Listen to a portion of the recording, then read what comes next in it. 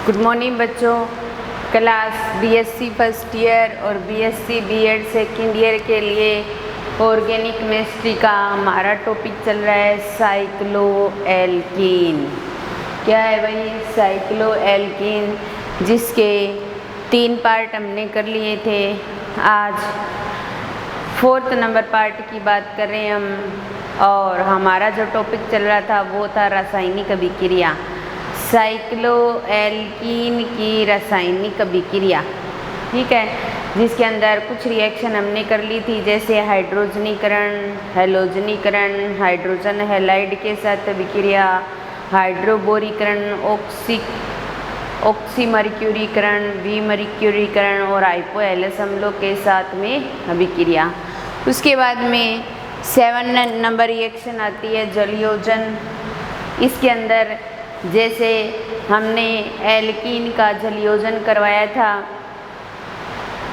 अम्ल की प्रेजेंस में, तब हमें क्या प्राप्त हुआ था भाई? एल्कोहल, ठीक है। तो हमने एल्कीन से एल्कोहल बना लिया था, तो हम साइक्लो एल्कीन से साइक्लो एल्कोहल बना सकते हैं, ठीक है। साइक्लिक फॉर्म में एल्कोहल प्राप्त हो जाएगा। जैसे हमारे पास ये साइक्लोहेक्सीन है,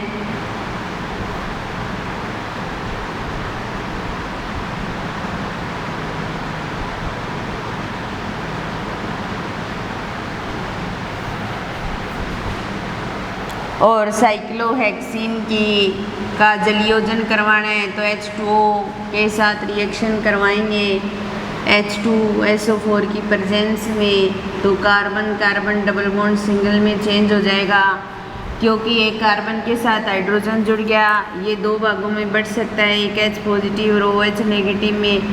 तो एक के साथ तो H जुड़ जाएगा, एक के साथ OH, इसके साथ H जोड़ दिया तो शो करना कोई ज़रूरी नहीं है, और इसके साथ OH जुड़ जाएगा और क्या प्राप्त हो जाएगा? साइक्लिक फॉर्म में। इसलिए साइक्लो 6 कार्बन है इसलिए हेक्स, और सिंगल बॉन्ड है इसलिए हेक्सेन, और नाम के पीछे क्या लगाना है? ओल। तो क्या प्राप्त हो जाएगा? साइक्लोहेक्सेनोल। क्या प्राप्त हो जाएगा भाई? साइक्लोहेक्सेनोल। तो हमने यहाँ साइक्लो एल्कीनों का जलयोजन करवाया तो हमें साइक्लोहेक्सेनोल प्राप्त होते हैं। फिर उसके बाद में नेक्स्ट रिएक्शन आती है कार्बिनों का योग। कार्बिनों का योग,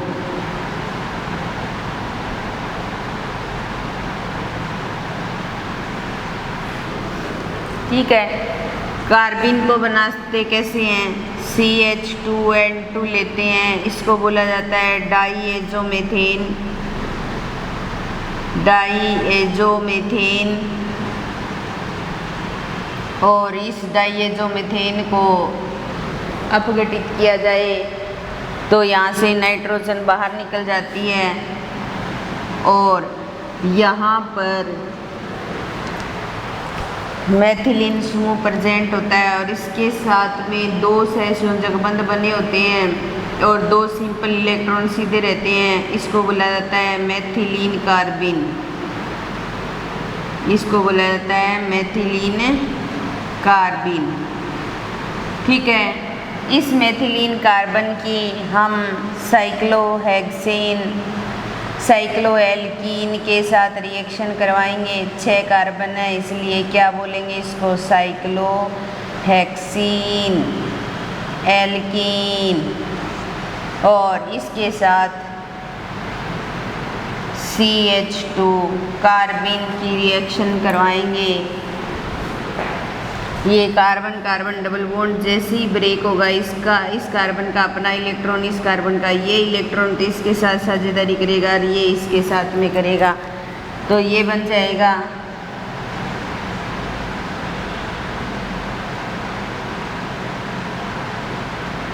ठीक है। या फिर हम इसको इस तरीके से शो कर सकते हैं क्योंकि CH2 को शो करना कोई ज़रूरी नहीं है। जब हम साइक्लिक प्रोडक्ट बना रहे हैं तो यहाँ दो प्रोडक्ट हो गए, इसलिए उसके लिए क्या लगता है बाई, और साइक्लिक फॉर्म है इसलिए साइक्लो प्रोडक्ट। तो हमें क्या प्राप्त हो जाएंगे, बाई साइक्लो प्रोडक्ट, यानी दो प्रोडक्ट हो गई। और दो के लिए बाई लगाते हैं अपने, या डाई लगाते हैं, तो डाई साइक्लो प्रोडक्ट भी बोल सकते हैं और बाई साइक्लो प्रोडक्ट भी बोला जा सकता है। ये थी जलयोजन साइक्लोएल्कीनों का और कार्बिनों के साथ अभिक्रिया।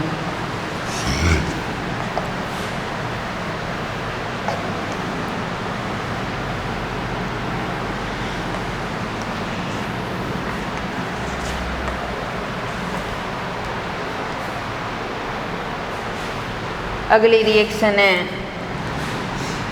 9 नंबर, थायोसाइनोजन के साथ अभिक्रिया।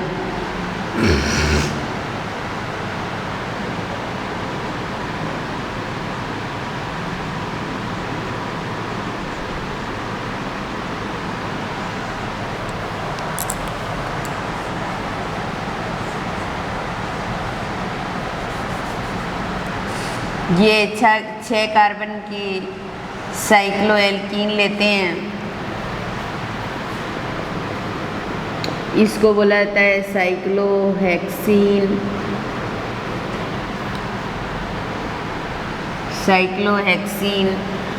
और साइक्लोहेक्सीन की S2CN2 के साथ रिएक्शन करवाएंगे। रिएक्शन करवाने पर ये क्या करेंगे, ट्रांस प्रोडक्ट बनाएंगे। भाई क्या बनाएंगे, ट्रांस प्रोडक्ट। तो एक बार HCN यहाँ जुड़ जाएगा और दूसरी बार H और SCN यहाँ जुड़ जाएगा, तो इसको बोला जाएगा ट्रांस प्रोडक्ट। क्या बोला जाएगा, ट्रांस प्रोडक्ट। तो साइक्लोहेक्सीन थायोसाइनोजन के साथ रिएक्शन करके ट्रांस प्रोडक्ट बनाती है। फिर उसके बाद में नेक्स्ट रिएक्शन आती है बेंजीन के साथ अभिक्रिया।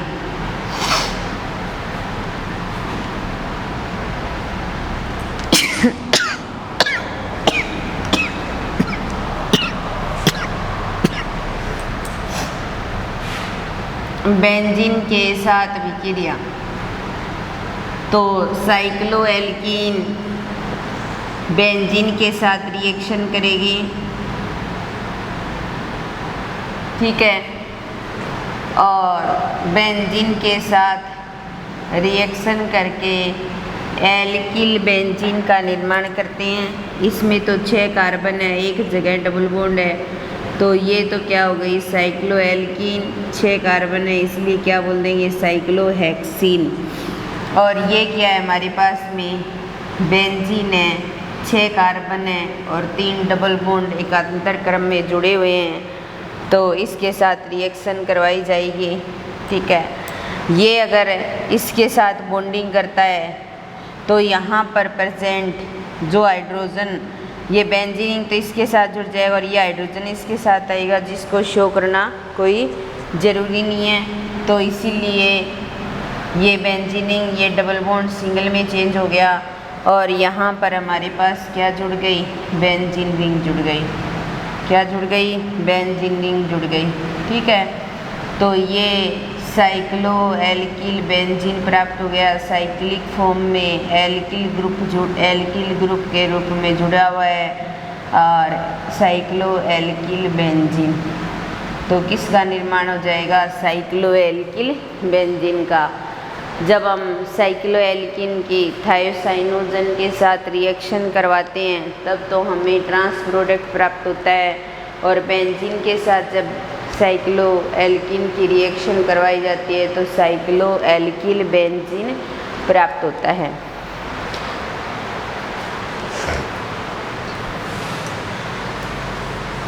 उसके पश्चात नेक्स्ट रिएक्शन आती है ऑक्सीकरण अभिक्रियाएं, और ऑक्सीकरण अभिक्रियाओं में कई विक्रियाएं पढ़ेंगे अपने।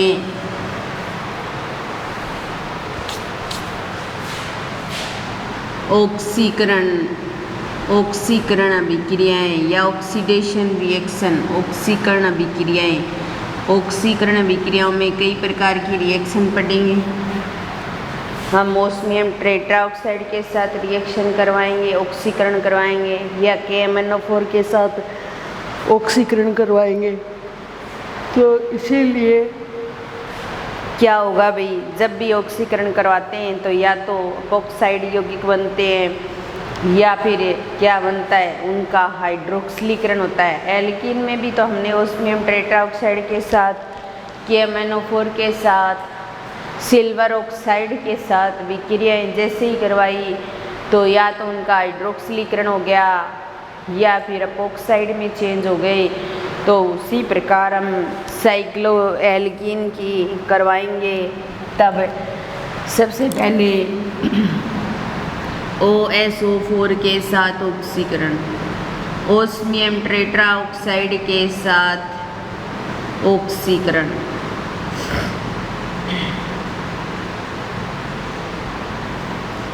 तो ओस्मियम टेट्राऑक्साइड के साथ कराएंगे तो सबसे पहले हम क्या लेंगे, साइक्लोएल्कीन,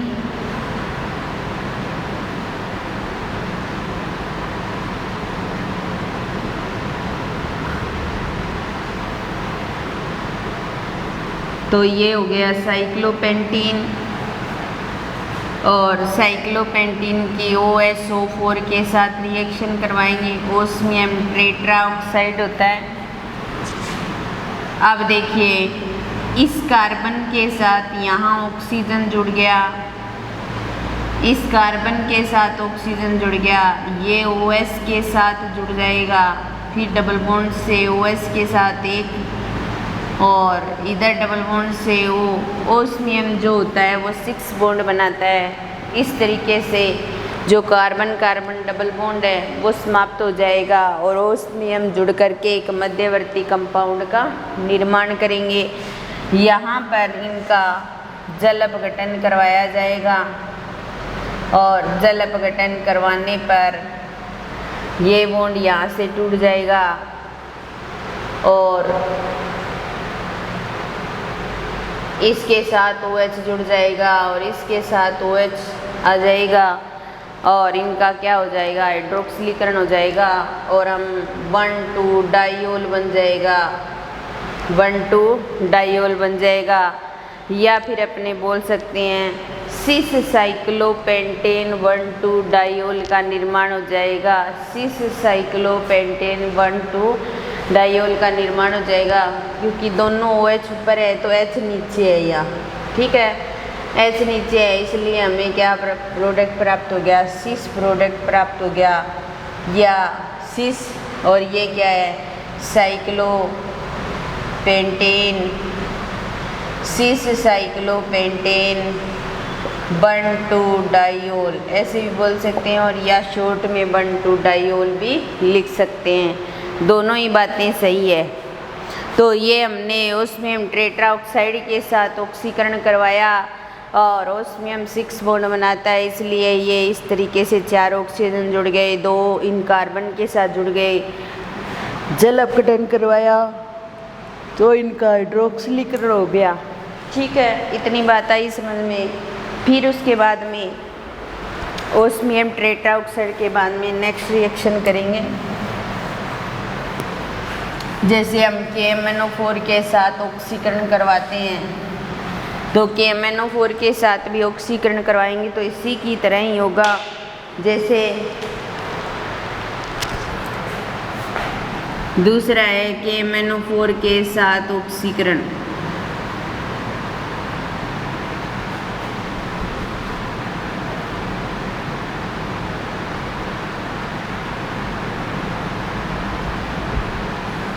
ठीक है। अब देखिए ये हमारे पास में साइक्लोएल्कीन या फिर क्या कह सकते हैं साइक्लोहेक्सीन, साइक्लोहेक्सीन KMnO4 जो होता है, इसको टुकड़ों में तोड़ें तो ये इस तरीके से टूट जाएगा।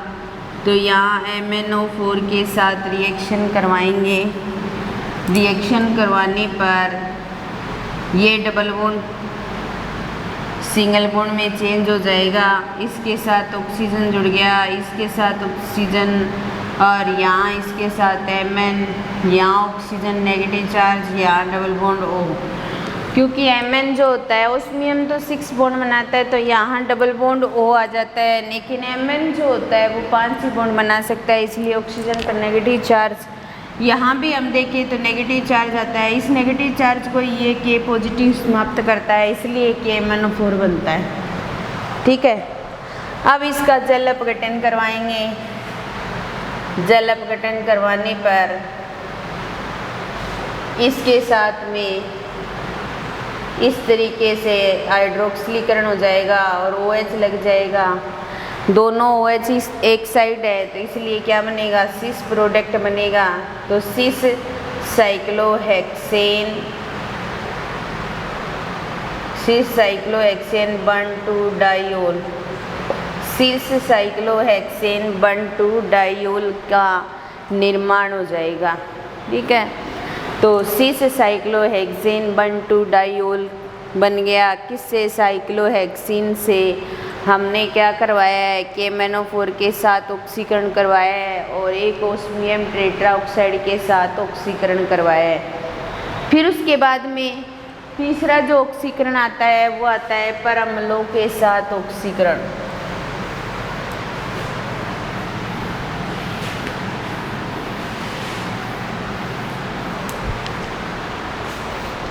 पर एसिड जो होते हैं ना, उनके साथ ऑक्सीकरण कराएंगे अपने। तीसरा, परअम्लों के साथ ऑक्सीकरण।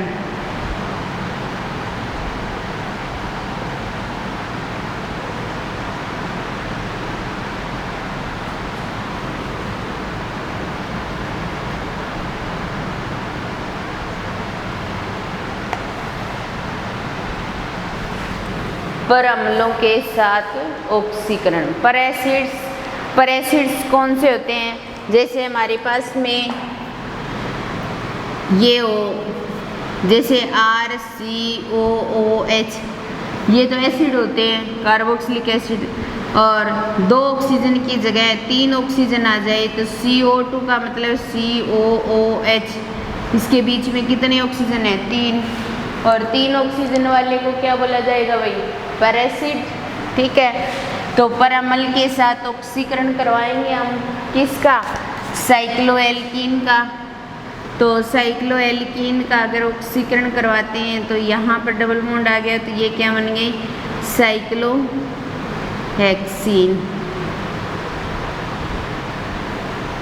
साइक्लोहेक्सीन, ठीक है, साइक्लोहेक्सीन की फिर C6H5CO3H के साथ रिएक्शन करवाएंगे।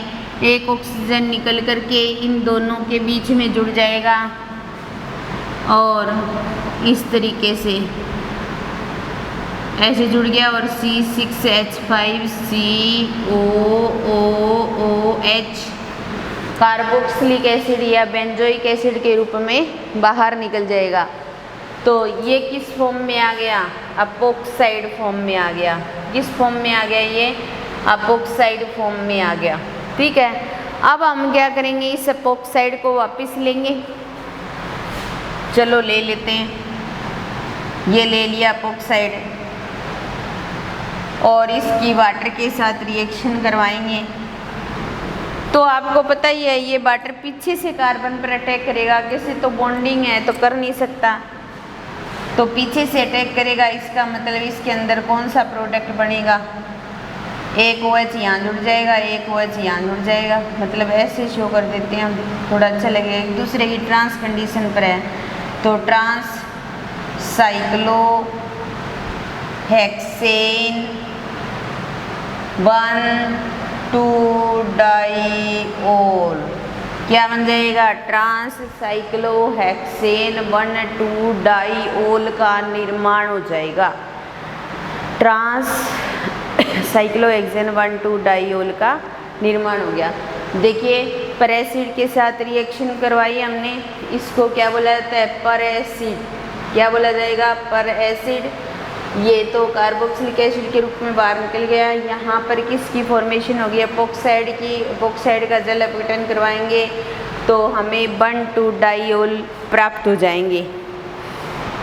क्या प्राप्त हो जाएंगे भी, 1,2 डाइयोल। तो इसके साथ ही हम थोड़ा सा ही पार्ट रहा है, वो नेक्स्ट वीडियो में हम इस चैप्टर को कंप्लीट कर लेंगे। आज क्लास यही समाप्त करते हैं। धन्यवाद।